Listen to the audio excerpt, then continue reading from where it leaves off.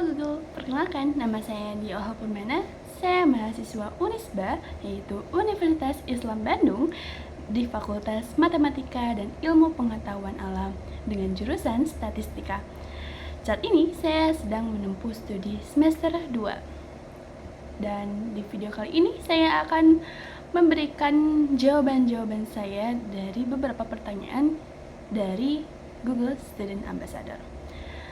Berbicara mengenai inovasi dan budaya Google, hal yang paling saya kagumi dalam budaya Google adalah interaksi dan responsivitasnya.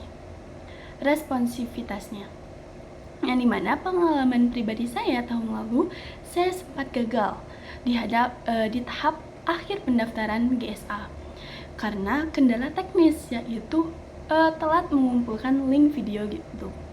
Namun saya melihat bagaimana Google mengevaluasi sistem pendaftaran 2026 ini dengan mendahulukan unggahan video ini terlebih dahulu. Sebagai mahasiswa statistika, saya sangat menghargai feedback loop ini.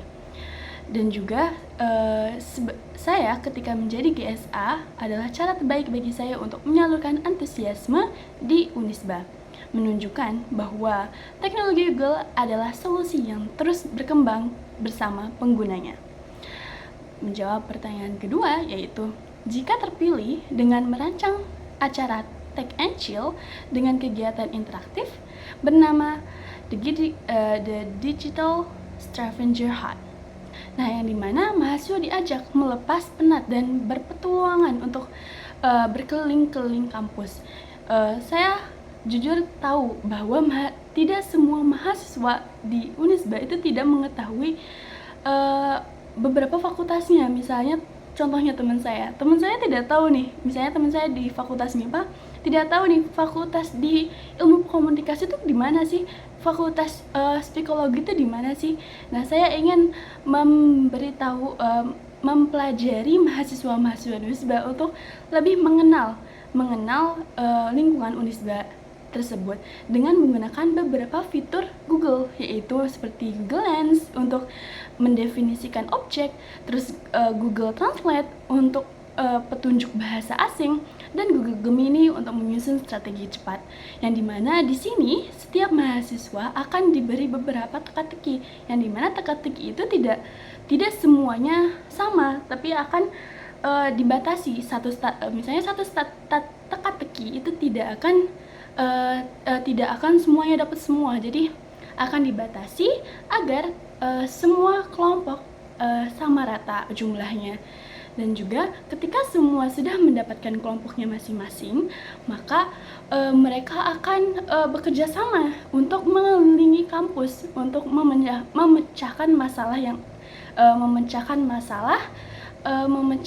teka-teki yang di sekitar kampus.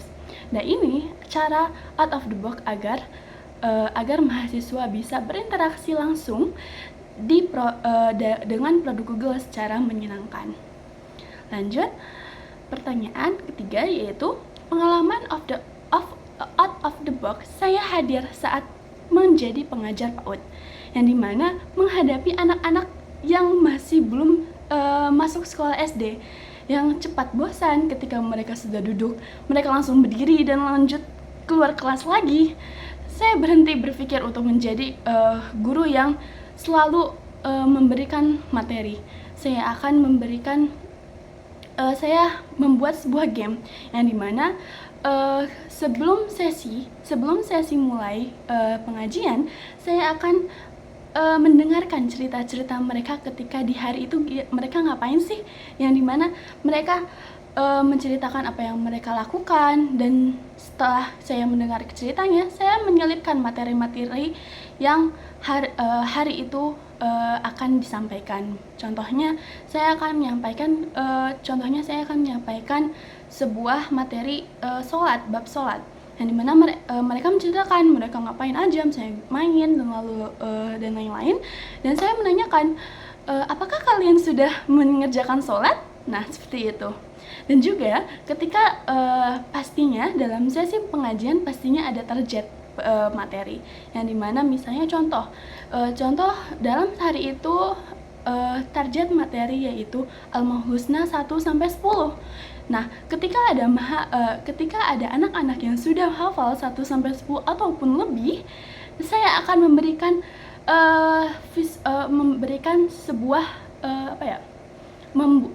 sebuah stiker untuk power up mereka. Dan juga saya berpikir juga ketika diberikan stiker terus dan juga mereka akan ketergantungan dengan stiker. Mereka akan menghafal karena stiker, ya kan nggak mungkin kayak gitu. Lalu saya akan berganti lagi dengan cara yang lain, yaitu mempraktekannya. Contohnya, materi hari ini adalah tata krama dalam kelas. 1. Tata krama dalam kelas itu membersihkan kelas ketika kelas tersebut berantakan. Nah, saya membuat game. Ketika membuat game, anak-anak disuruh keluar terlebih dahulu. Lalu saya yang di dalam akan memberantakan peralatan-peralatan yang ada di dalam kelas tersebut. Nah, saya keluar dan saya bertanya kepada mereka dan memberi perintah kepada mereka apa yang kita harus lakukan. Kepada mereka yang anak PAUD, apa yang harus kita lakukan ketika kelas itu berantakan, apa yang harus kita lakukan. Dan saya kagum ketika mereka langsung mempraktekkan apa yang mereka harus lakukan, yaitu membersihkannya semua sampai perabotan-perabotannya ditata dengan rapi. Saya kagum sekali. Dengan ini mengetahui bahwa pendekatan dalam mempraktekkan, pendekatan mencerita, belajar menjadi terasa seperti bermain, dan hasil jauh lebih terukur. Lanjut, menjawab pertanyaan keempat, yaitu dalam 3 bulan pertama sebagai GSA, yang paling saya bangga dalam 3 bulan pertama adalah ketika saya berhasil menginisiasi kolaborasi antara YUGIS. YUGIS itu apa sih? YUGIS itu Unisba Global Inspired Society, yang dimana ini adalah komunitas internasional Unisba. Dengan program GSA akan mengadakan workshop, yaitu Global Productivity with Google Workspace, yang dihadiri oleh perwakilan-perwakilan organisasi lintas fakultas di Unisba. Tidak hanya perwakilan, semuanya diundang untuk mengikuti workshop ini. Nah, dampaknya apa sih dampaknya? Dampaknya internalnya saya ingin organisasi mahasiswa di Unisba menjadi lebih efisien dan profesional dalam berkolaborasi menggunakan tools Google. Dan dampak eksternalnya, saya ingin membangun branding mahasiswa Unisba sebagai komunitas adaptif secara digital di mata jejaring internasional UGIS. Lalu, sekian dari saya, saya siap membawa semangat inovasi Google ke Unisba. Sampai jumpa di Google Student Ambassador 2026. Hatur nuhun.